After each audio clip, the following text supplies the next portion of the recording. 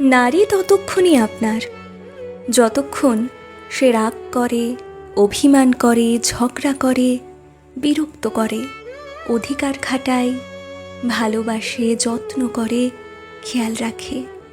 কিন্তু যখনই আপনি একবার তার আত্মসম্মানে আঘাত করবেন, ইগনোর করবেন, ব্যস্ততা দেখাবেন, অবহেলা করবেন দিনের পর দিন, তখন যদি একবার সে নিজেকে গুটিয়ে নেয়, আপনার সব কিছু থেকে সরিয়ে নেয়, মুখ ফিরিয়ে নেয়, বিশ্বাস করুন, হাজার চেষ্টা করলেও আগের সেই মানুষটাকে আপনি আর ফিরে পাবেন না।